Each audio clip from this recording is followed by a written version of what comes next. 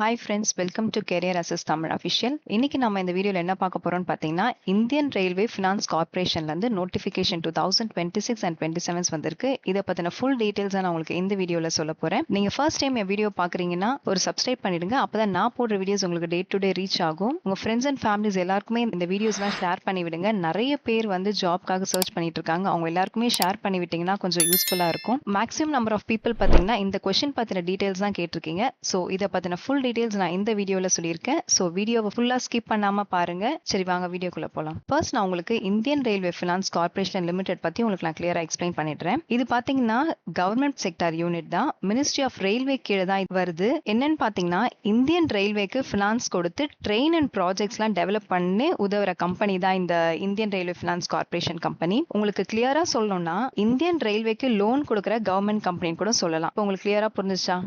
Next வந்து இதை நான் ஏன் சூஸ் பண்ணுங்கன்னு சொல்றேன்னா, ஒன்னு வந்து இது வந்து சென்ட்ரல் கவர்மெண்ட் ஜாப், செகண்ட் வந்து நல்ல ஹை சேலரி இதுல தராங்க, தேர்ட் பாத்தீங்கன்னா ஈஸியான வேலை. ஓகேவா? இந்த மூணுத்தையும் நல்லா ஞாபகம் வச்சுக்கோங்க. இப்போ நெக்ஸ்ட் வந்து இந்தியன் ரயில்வே ஃபினான்ஸ் கார்பரேஷன்ல என்ன ஜாப்ன்றதை நான் உங்களுக்கு எக்ஸ்பிளைன் பண்ணிடுறேன். ரயில்வே ப்ராஜெக்ட்ஸ் பண்றதுக்குலாம் பாத்தீங்கன்னா நம்ம இந்தியால நிறைய கம்பெனிஸ் இருக்கு. ஸோ இந்த கம்பெனிக்கெல்லாம் ஃபினான்ஷியல் சப்போர்ட் பண்ற கம்பெனி பாத்தீங்கன்னா இந்த ஐஆர்எஃப்சி கம்பெனி தான். இப்போ ஃபர்ஸ்ட் நம்ம என்ன பார்க்க போறோம்னு பாத்தீங்கன்னா போஸ்ட் நேம் பாத்தீங்கன்னா assistant NE5 level and assistant மேனேஜர்ல ஃபினான்ஸ்ல லெவல் 1. இப்போ இது ரெண்டு போஸ்ட்டுக்கான வேகன்சி தான் இதுல இருக்கு. அடுத்தது வந்து ஜாப் டைப்பை பொறுத்த வரைக்கும் வந்து இது பெர்மனன்ட் ஜாப் தான், இது கான்ட்ராக்ட் ஜாப் கிடையாது. தேர்ட் பாத்தீங்கன்னா வேகன்சி, அசிஸ்டன்ட் லெவல்ல இருக்கவங்களுக்கு வேகன்சி பாத்தீங்கன்னா டோட்டலா 16 வேகன்சிஸ் இருக்கு. ஒரு கேட்டகரிக்கும் செப்பரேட்டா கொடுத்திருக்காங்க. ஜெனரல் கேட்டகரியா நீங்க இருந்தீங்கன்னா 6 வேகன்சிஸ் இருக்கு. SC கேட்டகரியில இருக்கவங்களுக்கு வந்து 2 வேகன்சிஸ் இருக்கு. ST கேட்டகரியில இருக்கவங்களுக்கு வந்து 2 வேகன்சிஸ் இருக்கு. OBC கேட்டகரியில இருக்கவங்களுக்கு வந்து 4 வேகன்சிஸ் இருக்கு. எக்கனாமிக்கலி வீக்கர் செக்ஷன்ஸ்ல இருக்கவங்களுக்கு வந்து 2 வேகன்சிஸ் இருக்கு. ரிசர்வேஷன் கேட்டகரியில இருக்கவங்களுக்கு வந்து பர்சன் வித் பெஞ்ச்மார்க் டிசபிலிட்டிஸ் அவங்களா இருந்தீங்கன்னா 1 வேகன்சிஸ் இருக்கு. எக்ஸ் சர்வீஸ் மேனா இருந்தீங்கன்னா 2 வேகன்சிஸ் இருக்கு. சோ டோட்டலா பாத்தீங்கன்னா 16 வேகன்சிஸ் இருக்கு. இதுவே வந்து அசிஸ்டன்ட் மேனேஜர் ஃபினான்ஸ் லெவல்ல பாத்தீங்கன்னா டோட்டலா வேகன்சிஸ் வந்து 7 வேகன்சிஸ் இருக்கு. ஒரு செப்பரேட் கேட்டகரிஸ் இருக்கு. அதுல என்னென்ன கேட்டகரி நான் சொல்லிடுறேன். ஜெனரல் கேட்டகரியா இருந்தீங்கன்னா 2 வேகன்சிஸ் இருக்கு. SC கேட்டகரியில இருந்தீங்கன்னா 1 வேகன்சிஸ் இருக்கு. ST கேட்டகரியில இருக்கவங்களுக்கு 1 வேகன்சிஸ் இருக்கு. OBC கேட்டகரியில இருக்கவங்களுக்கு வந்து 1+1 இருக்கு. இந்த 1 என்னன்னு பாத்தீங்கன்னா லாஸ்ட் இயர் ஃபில் பண்ணாம இருக்கனால இந்த இயர் அப்படியே ஃபில் பண்றாங்க. நெக்ஸ்ட் எக்கனாமிக்கலி வீக்கர் செக்ஷன்ல வந்து 1 வேகன்சிஸ் இருக்கு. ரிசர்வேஷன் கேட்டகரியில வந்து பர்சன் வித் பெஞ்ச்மார்க் டிசபிலிட்டிஸ் வந்து வேகன்சிஸ் கிடையாது. எக்ஸ் சர்வீஸ் மேனா இருந்தீங்கன்னா 1 வேகன்சிஸ் இருக்கு. சோ டோட்டலா 7 வேகன்சிஸ் இருக்கு. அடுத்தது வந்து சேலரி, அசிஸ்டன்ட் லெவல்ல இருக்கவங்களுக்கு பாத்தீங்கன்னா சேலரி வந்து 21,000ல இருந்து 74,000 வரைக்கும் சேலரி தராங்க.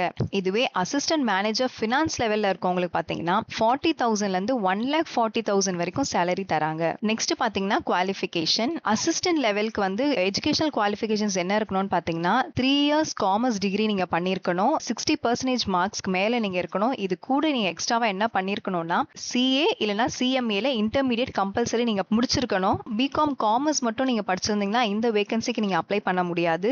ரெண்டுமே நீங்க படிச்சிருக்கணும். காமர்ஸ் டிகிரியும் 3 இயர்ஸ் படிச்சிருக்கணும். CA இல்ல CMAல இன்டர்மீடியட் படிச்சிருந்தா இந்த ரெண்டுமே நீங்க படிச்சிருந்தா மட்டும்தான் இந்த அசிஸ்டன்ட் வேகன்சிக்கு நீங்க அப்ளை பண்ண முடியும்.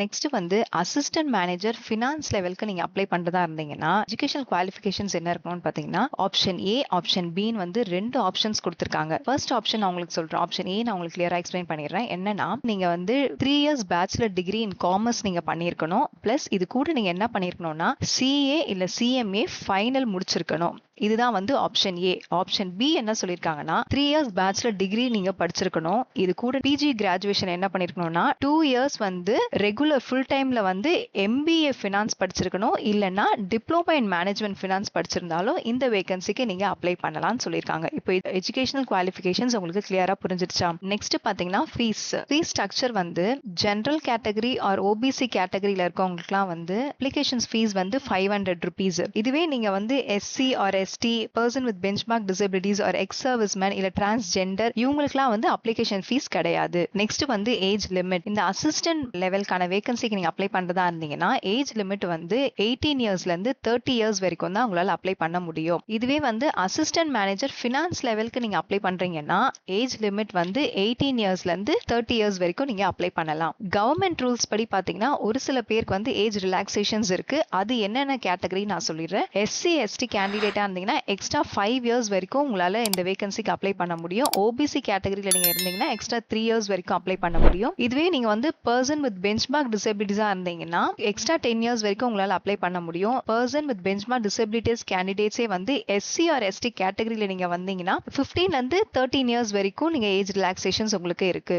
நெக்ஸ்ட் வந்து எக்ஸ் சர்வீஸ் மேனா நீங்க இருந்தீங்கன்னா நீங்க ஜெனரல் கேட்டகரியில நீங்க இருந்தீங்கன்னா எக்ஸ்ட்ரா 3 இயர்ஸ் வரைக்கும் ஏஜ் ரிலாக்ஸேஷன்ஸ் இருக்கு. இதுவே வந்து எக்ஸ் சர்வீஸ் மேன் வந்து ஓபிசி கேட்டகரி இருக்காங்கன்னா அவங்களுக்கு வந்து எக்ஸ்ட்ரா 6 இயர்ஸ் வரைக்கும் ஏஜ் ரிலாக்ஸேஷன்ஸ் இருக்கு. சேம் எக்ஸ் சர்வீஸ் மேன் வந்து எஸ்சி ஆர் எஸ்டி கேட்டகரியில இருந்திருந்தீங்கன்னா அவங்களுக்கு வந்து எக்ஸ்ட்ரா 8 இயர்ஸ் வரைக்கும் ஏஜ் ரிலாக்ஸேஷன்ஸ் இருக்கு. நெக்ஸ்ட் வந்து செலக்ஷன் ப்ராசஸ். செலக்ஷன் ப்ராசஸ் வந்து ஃபர்ஸ்ட் அசிஸ்டன்ட் லெவலுக்கு நீங்க அப்ளை பண்றதா இருந்தீங்கன்னா இதுல வந்து செலக்ஷன் ப்ராசஸ் எப்படிலாம் இருக்கும்னு பாருங்கன்னா முதல்ல வந்து சிபிடி எக்ஸாம் நடக்கும். இந்த சிபிடி எக்ஸாம் நீங்க கிளியர் பண்ணிட்டீங்கன்னா நெக்ஸ்ட் வந்து டாக்குமெண்ட் வெரிஃபிகேஷன்ஸ் நடக்கும். டாக்குமெண்ட் வெரிஃபிகேஷன்ஸும் கிளியர் ஆயிடுச்சுன்னா நெக்ஸ்ட் வந்து இந்த அசிஸ்டன்ட் லெவலுக்கு வந்து இன்டர்வியூ கிடையாது. நெக்ஸ்ட் 4th லெவல் என்னன்னு பாத்தீங்கன்னா மெடிக்கல் டெஸ்ட் நடக்கும். இதுவே நீங்க வந்து அசிஸ்டன்ட் மேனேஜர்ல ஃபினான்ஸ் லெவலுக்கு நீங்க அப்ளை பண்றதா இருந்தீங்கன்னா கம்ப்யூட்டர் சிபிடி டெஸ்ட் எக்ஸாம் இருக்கு. நெக்ஸ்ட் வந்து டாக்குமெண்ட் வெரிஃபிகேஷன்ஸ் இருக்கும். இதுலயும் நீங்க கிளியர் பண்ணிட்டீங்கன்னா தேர்ட் வந்து இன்டர்வியூ. இதுல வந்து அசிஸ்டன்ட் மேனேஜர் ஃபினான்ஸ் லெவலுக்கு கம்பல்சரி இன்டர்வியூ இருக்கு. இன்டர்வியூல நீங்க பாஸ் பண்ணிட்டீங்கன்னா 4th லெவல் வந்து மெடிக்கல் டெஸ்ட் இருக்கும். இந்த ரெண்டு போஸ்டிங்க்குமே பாத்தீங்கன்னா சிபிடி எக்ஸாம் இருக்கு. இந்த சிபிடி எக்ஸாம் வந்து டோட்டலா வந்து 100 மார்க்ஸ்க்கு இருக்கும். இந்த 100 மார்க்ஸ் வந்து 90 மினிட்ஸ்ல நீங்க எழுதுற மாதிரி இருக்கும். இதுல வந்து நெகட்டிவ் மார்க்ஸ் இருக்கு. ஒரு ராங் ஆன்சர்ஸ்க்குமே வந்து 0.25 மார்க் கட் பண்றாங்க. இந்த சிபிடி டெஸ்ட்டுக்கு வந்து என்ன சிலபஸ்னா மேத்தமெட்டிக்ஸ் நியூமெரிக்கல் அபிலிட்டில இருந்து 20 கொஸ்டின்ஸ் வரும். ஜெனரல் அவேர்னஸ்ல இருந்து 10 கொஸ்டின்ஸ் வரும். லாஜிக்கல் ரீசனிங் அண்ட் ஜெனரல் இன்டெலிஜென்ஸ்ல இருந்து 10 கொஸ்டின்ஸ் வரும்.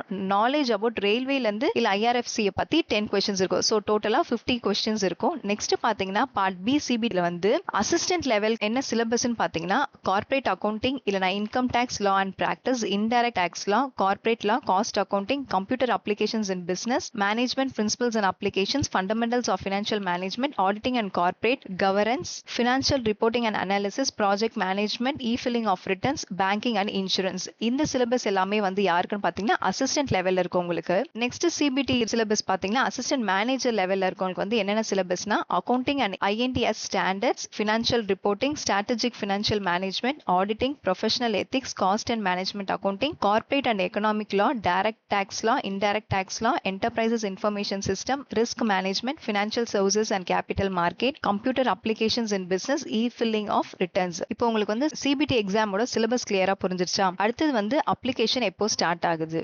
அப்ளிகேஷன் ஸ்டார்டிங் டேட் பாத்தீங்கன்னா 4th April 2026.